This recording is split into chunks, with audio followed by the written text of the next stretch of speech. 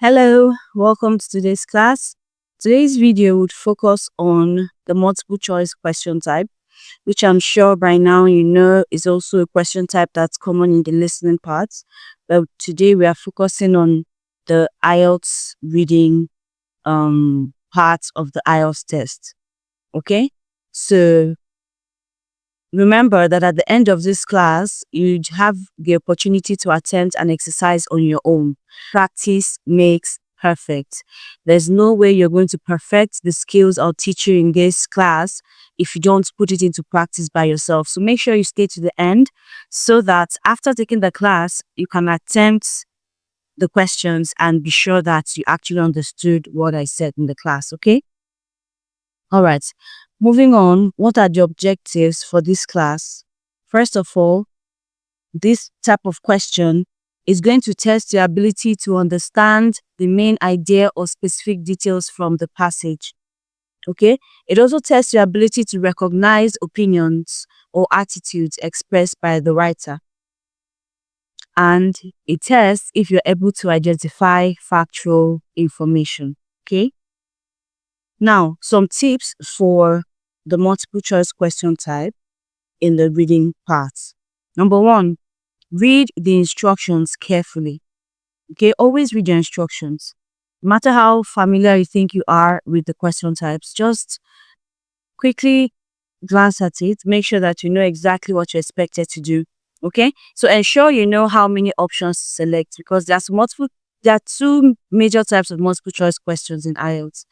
Either the normal one that we are probably already used to, where you just pick one correct answer, but there's another type where you'll be required to select two correct answers out of a list. So read your instructions to know which one you're expected to do for that particular exercise you're attempting.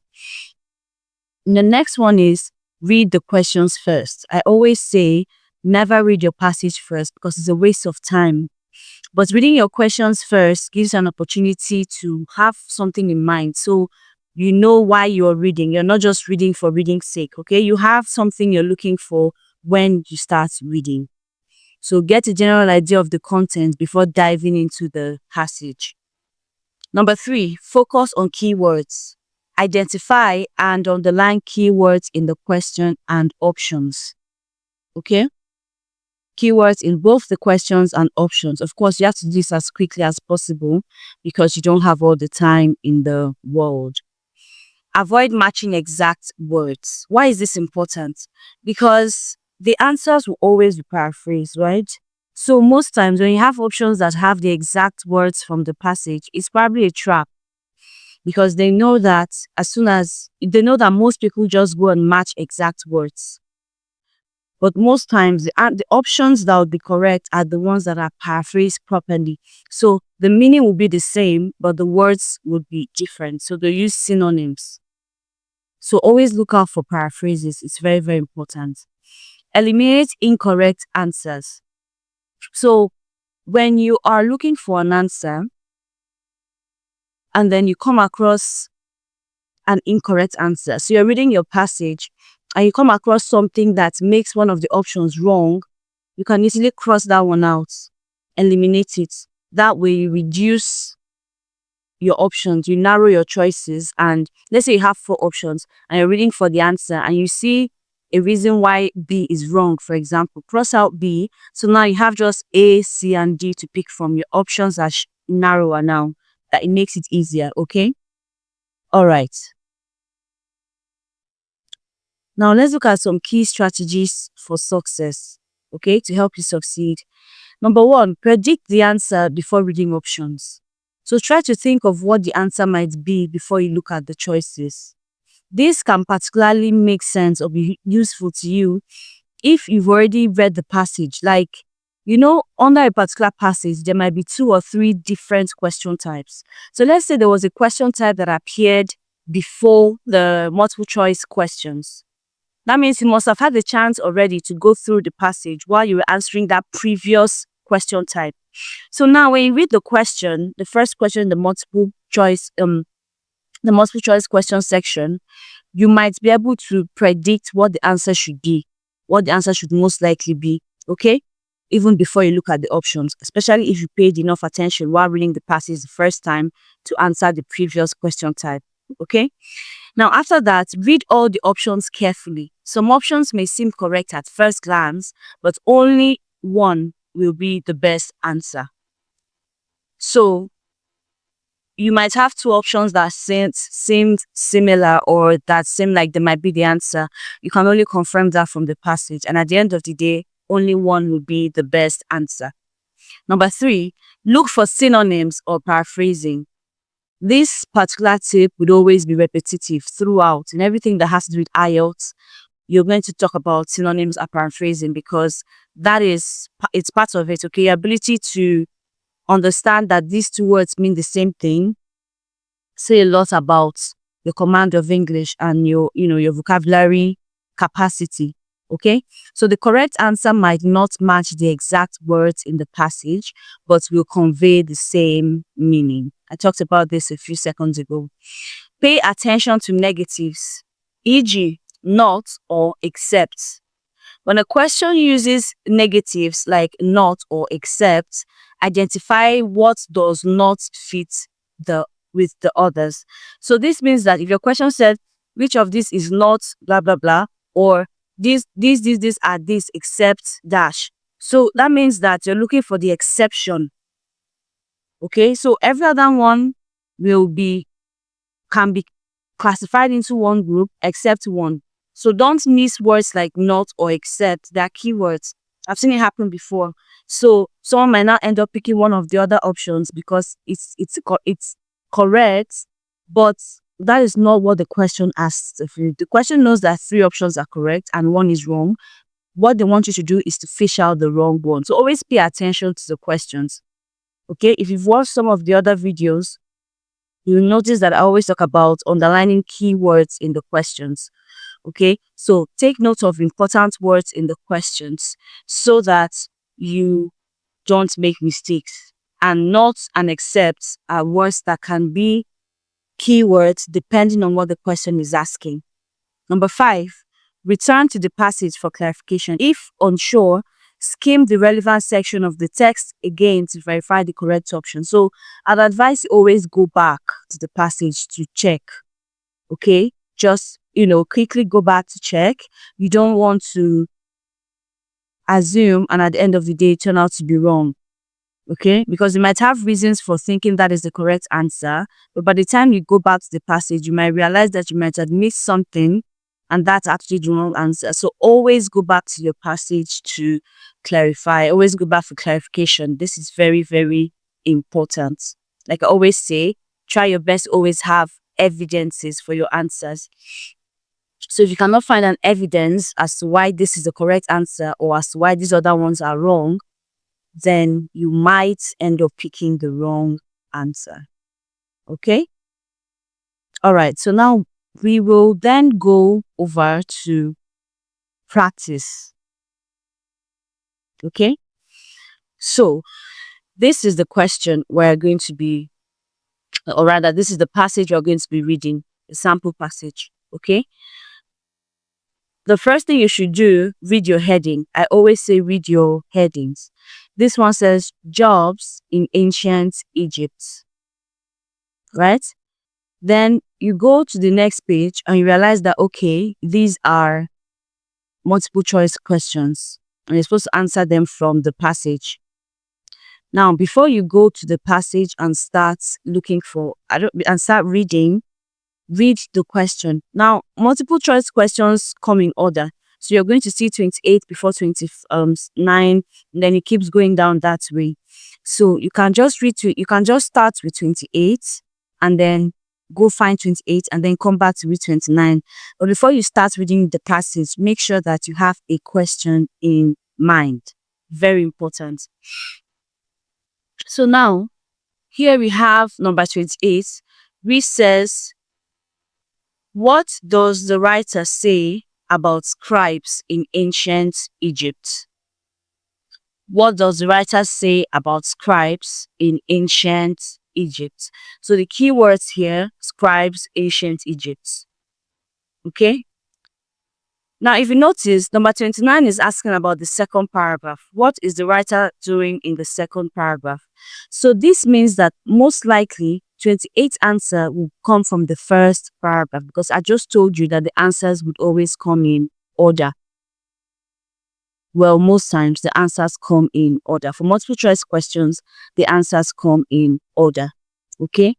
So you can just keep that in mind.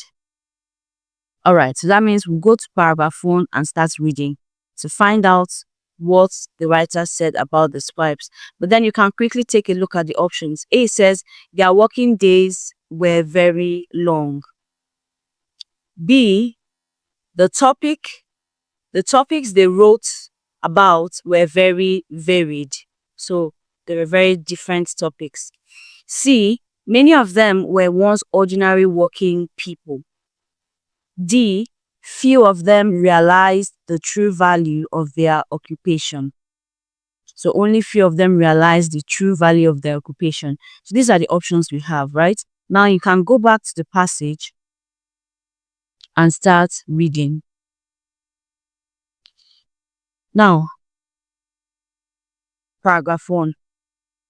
In order to be engaged in the higher professions in ancient Egypt, a person had to be literate, and so first had to become a scribe. So if you wanted a high-paying job in Egypt, in ancient Egypt, you had to be educated, and so to be educated, you had to become a scribe.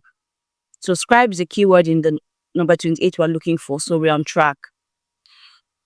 The apprenticeship for this job lasted many years, so it took many years to learn or to become a scribe, and was tough and challenging, so it wasn't easy.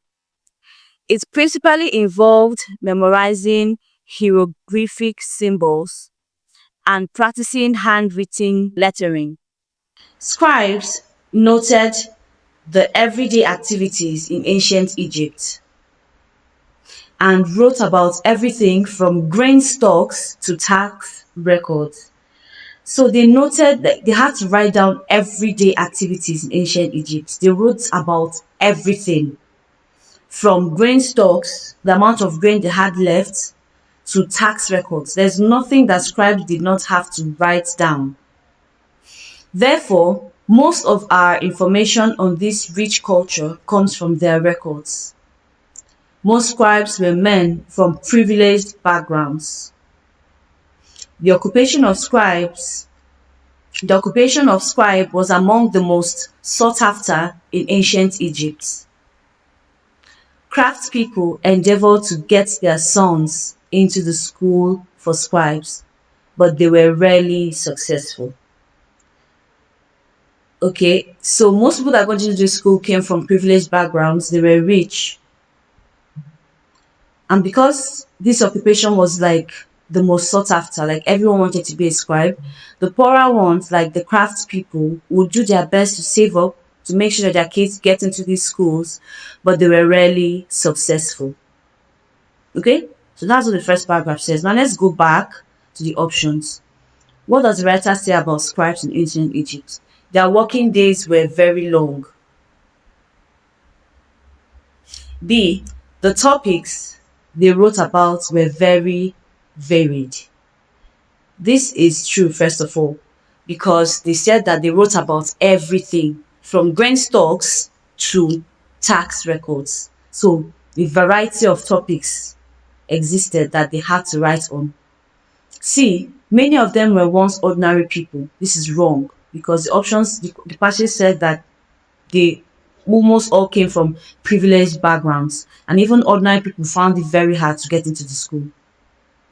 D, few of them realized the true value of their occupation. This is not true either, because they had to work very hard to become scribes because they wanted to be part of those that had higher jobs. And even somewhere in the passage, they said that it was one of the most sought after jobs. So definitely they knew that the job is a valuable job, is a valuable occupation. Now, A might seem correct because it says their working days were very long. And we know they talked about something about duration of time. Now let's go back to the passage to confirm this. Okay. B, I'm sure of B because they told us that they wrote about everything. But let's go back to find out why A is wrong. Their working days were very long.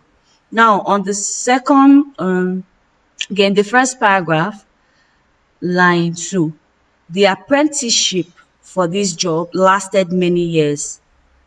That's the only time we talked about the duration. Now, they told us about how long it would take to learn to become a scribe, to train to become a scribe, and that's many years. But they did not tell us about their working days, like on a daily basis. It's not tell us whether it's a 9 to 5 job or is a 6 to 6 job or is a 6 to 1 job. The information about the length of their working day was not given in this paragraph, and it will not be anywhere else in the passage. So the answer is B. So if there's an option that looks like it could be the answer, always come back to confirm. Everything is in the passage, okay? So number 28 is B. Moving over to 29, what is the writer doing in the second paragraph? A, explaining why jobs were plentiful in ancient Egypt. B, pointing out how honest workers were in ancient Egypt. C, comparing manual and professional work in ancient Egypt. D, noting the range of duties an individual worker had in ancient Egypt. So what exactly is the writer doing in the second paragraph? So what you have to do now is to go back to the passage and read the second paragraph, okay? Now, if you don't read carefully, if you don't understand what you're IELTS reading will be difficult for you. So I know that we are all different. Some are, better at understanding. Some are avid readers, so they're used to reading, and so IELTS reading passages will be easier for them to understand. But even if you're not so good at this, it doesn't mean it's impossible for you to catch on. It only means that you'd have to work harder than the other person. Okay? So when you're reading, don't just keep reading. I see people that just keep reading.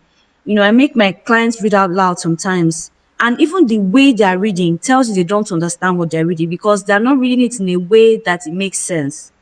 So I assume that that's also how they read in their head, in their minds, and so it's impossible for them to get the answers correctly. So if you're reading a paragraph, you've read the first 2 lines and you realize that you don't really follow, go back and start afresh, at least while you're practicing. I'm not saying you should do this in the hall, which is why you should prepare well before you go to the hall. This is why you must prepare well. Develop every skill you need to develop before you register for your IELTS test. Please, very important. So now I'm talking about when you're learning, when you're trying to figure this thing out and you're not really worried about timing yet. You just want to understand how these question types work. Make sure that you are understanding whatever you're reading. Don't just be reading and your aim is just to get to the end of the paragraph, but you don't even know what the paragraph talked about. If at the end of reading a paragraph, you can't say the main points in the paragraph, or you can't give somebody a summary of that paragraph, then you did not understand it. And it's going to be very difficult for you to get to answers. All right, paragraph 2. As in many civilizations, the lower classes provided the means for those above them to live comfortable lives. Yeah, it's the truth in many civilizations, even till today, right? You needed to work if you wanted to eat. Now they're talking about the lower class. But there was no shortage of jobs at any time in Egypt's history. So that's nice. At least, yes, you have to work hard to eat. You have to work hard so that the elite can be comfortable, But the good news is there were jobs. So if anyone who wants to work would get a job. The commonplace items taken for granted today, such as a brush or bowl, had to be made by hand. Laundry had to be washed by hand. Clothing sewn and sandals made from papyrus and palm leaves. So everything was made by hand back then. It's not like now that there are washing machines, there are machines who can make the brushes or bowls that we use. So we don't really put in much thought into it. We just buy. Okay? Back then everything had to be made by hand. So because so many things had to be made by hand, there was always something to do. As long as you're willing to work, you'd find a job. Okay. There were rewards and sometimes difficulties. The reed cutter, for example, who harvested papyrus plants along the Nile, had to bear in mind that he worked in an area that was also home to wildlife that at times could prove fatal.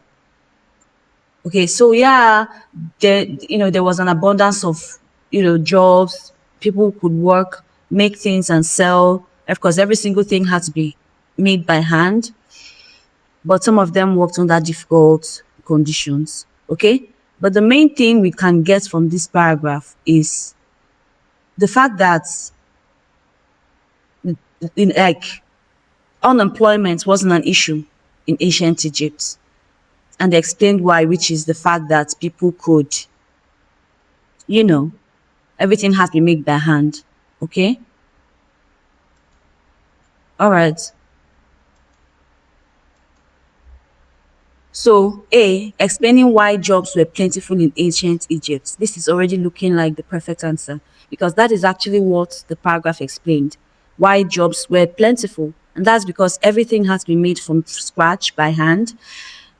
So, I mean, imagine the number of bowls and plates that need to be made for the whole ancient Egypt to be able to use. It's a lot of plates. So, there'll be a lot of people working in that was industry.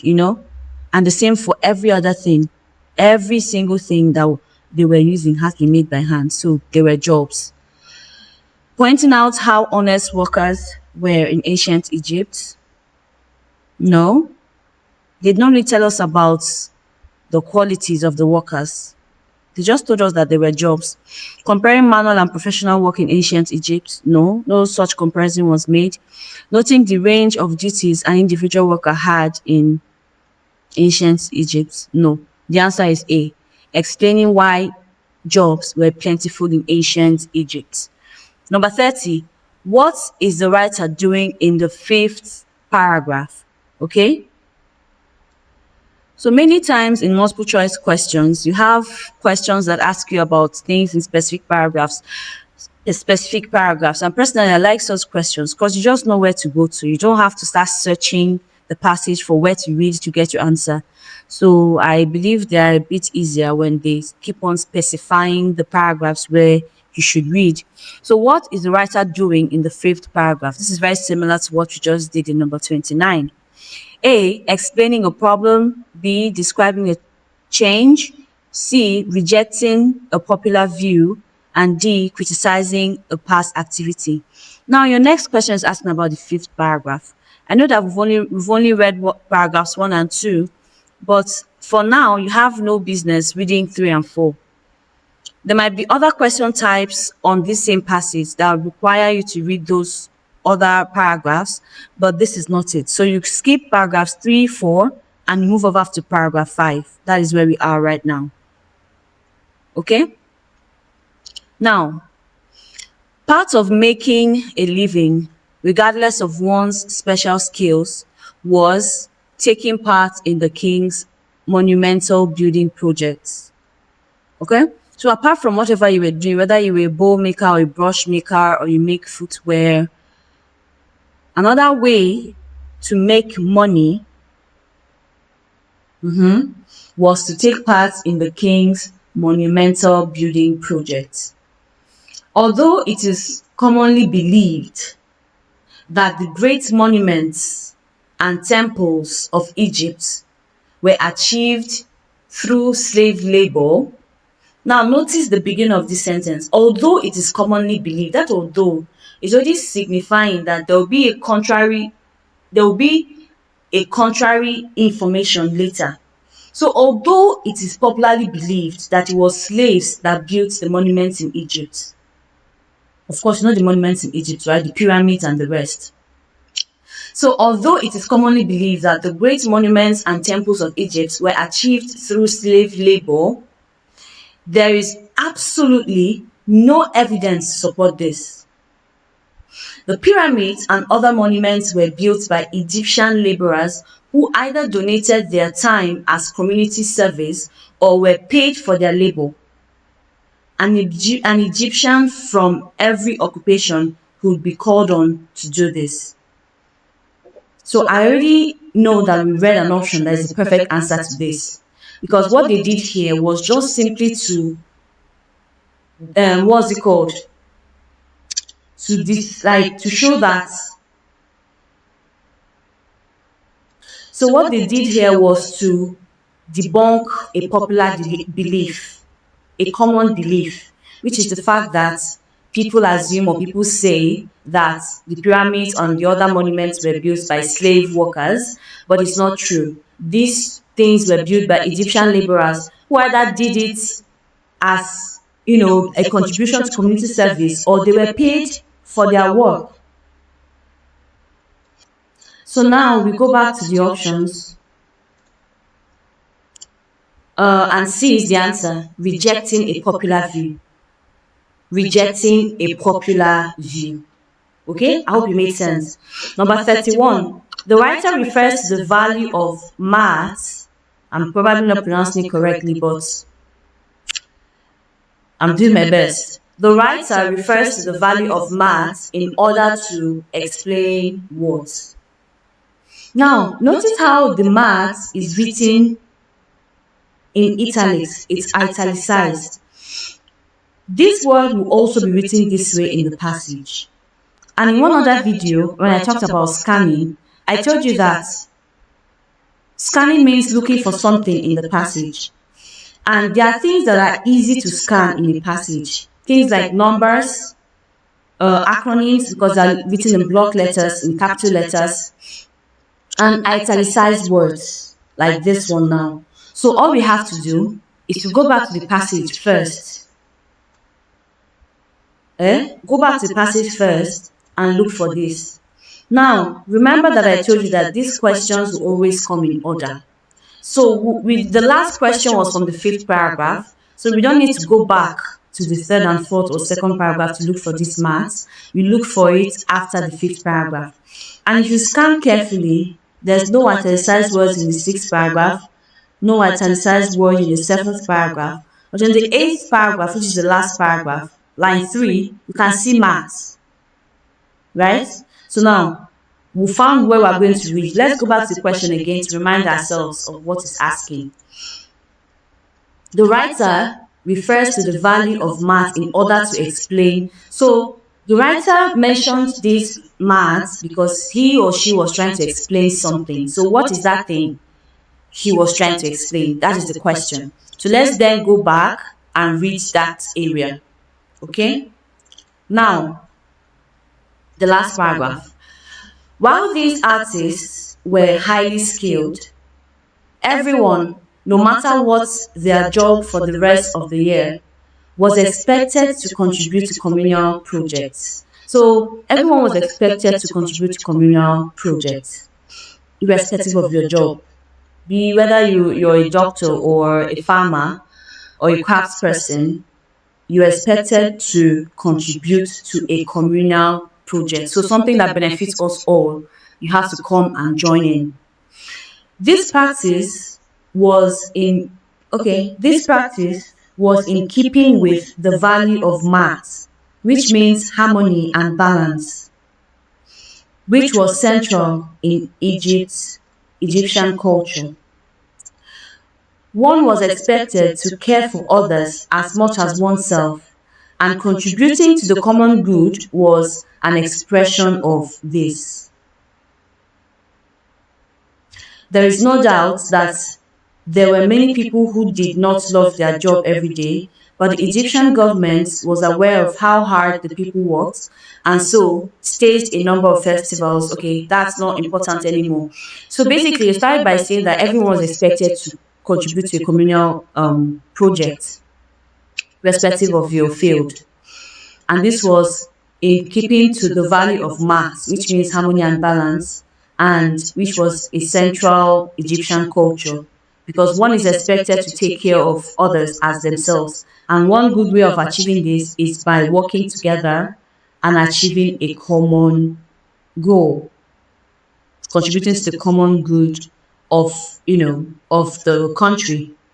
So That is why they mention maths, to talk about the fact that everyone was required to contribute to the common good, do something that's not just valuable to you, but to others as well.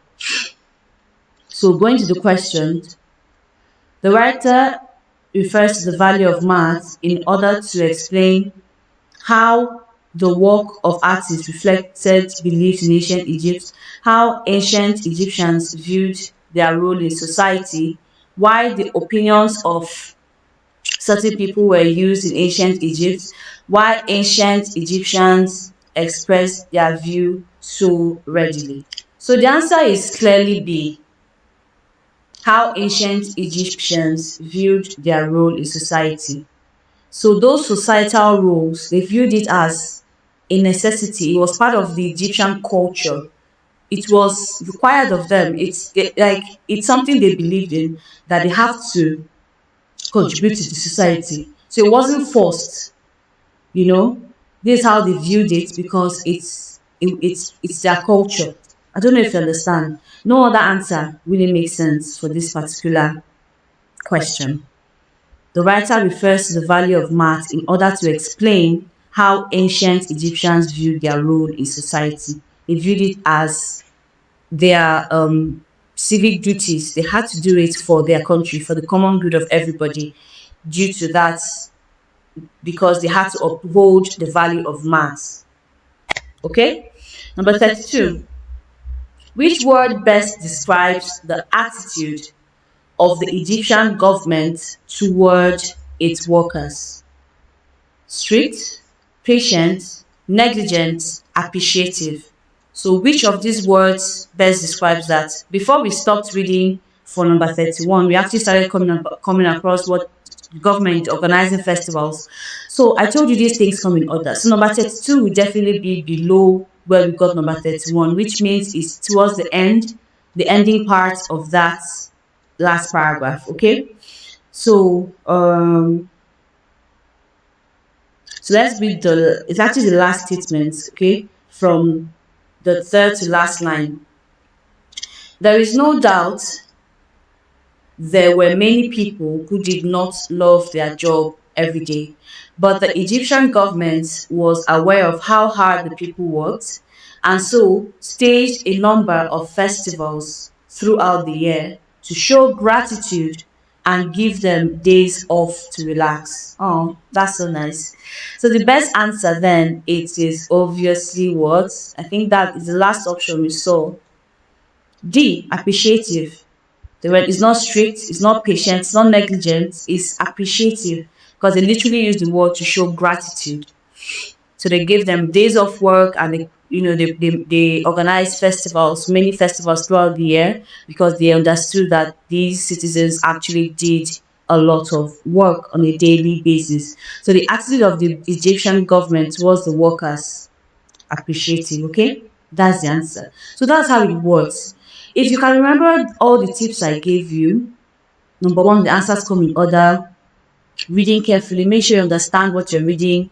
I don't think you'd have any problem in multiple choice questions, as long as you understand what you're reading. Okay, if your problem is that you don't understand the passage, then the problem is a bigger problem. Maybe you have issues with vocabulary, I don't know, but as long as you can understand what you're reading, okay, you're going to be able to pick the correct option from the list of options. All right, so always pay attention. You can't read it as if you're reading a novel, or as if you're just reading some random thing online. You have to focus, concentrate when you are reading, so that, and make sure that what you're reading is making sense to you. Because most times when I have clients that don't understand what they're reading, and then I offer to read one or two paragraphs for them, once I'm done reading that, it becomes the correct answer becomes very clear. So that just further explains my point that most times the challenge is not, oh, multiple choice questions are difficult. It's just that you don't understand what you're reading. So slow down. Take it one sentence at a time. Make sense out of it, and you'll be able to pick the correct answer. Focus on important words in the options important words in the questions as well. You hold on to those keywords while you read so that when you see the answer, you know that, okay, this must be the answer. Okay? All right. So that's it for this, for the exercise. That's the sample exercise. Now, what next? Okay, these are the answers we just got. All right. Now it's your turn. It's your turn to attempt. I am going to have to remove this bubble before I give you the time to attempt this, because there's no way I can keep it on the screen so that it doesn't block you. But like I always said, the first thing you should do now is read your heading. Feathers as decoration in European history. So this passage is going to talk about European history, but specifically feathers and how they were used as decorations. Do you understand? Now, you go to the questions. You have just 3 questions, okay, for this part, 34 to 36. Notice how you said in section B. So all you have to do is read section B, answer this one, then read the next question, answer, read the next question, answer, okay? So that is it, all right? I'm going to give you some time now to attempt this exercise.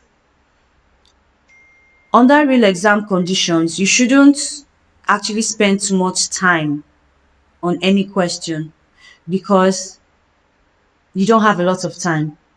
Okay, so I'm going to give you about 5 minutes, but honestly that is even a bit much, because if you're in the IELTS hall, you should be able to do this in less than that, these 3 questions, because of time. But if at the end of 5 minutes you're still not ready to see the answers, you can go ahead and pause the video. But don't pause the video now, so that you can use the 5 minutes. You can see if you finish within 5 minutes or beyond. I don't know if you understand. So leave it playing, but when you sense that it's almost 5 minutes, you can pause the video if you've not finished, and then come back to play it later to see the answers and know if you got them correctly. Okay? So I have now removed the bubble so that you can see the whole passage. So you have 5 minutes from now to attempt the questions, and I'll be back to review the answers, okay?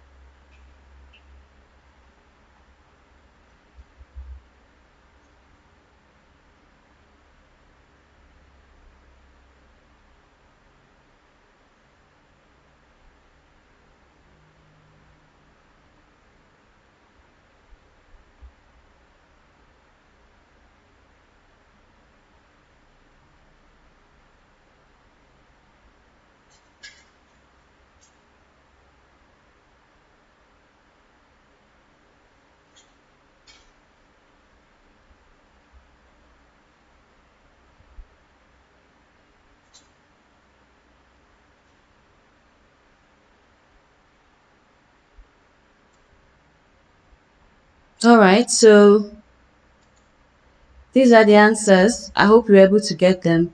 If not, if you failed anyone, go back to the passage and try to figure out why you failed it. Always try to figure out why you failed your answers. Don't just let it go. But if you still cannot figure it out, feel free to drop your questions in the comment section and I'll get to them as soon as I can. If you made it to the end, congratulations. And I just want to encourage you to keep on pushing. That's the spirit. That's how you improve and get better every day. Don't forget to give this video a like if you enjoyed it. Drop your comments to let me know how useful this video was. And please do not forget to subscribe and turn on notification so that you know when next I drop another video about another reading question type. Okay, bye.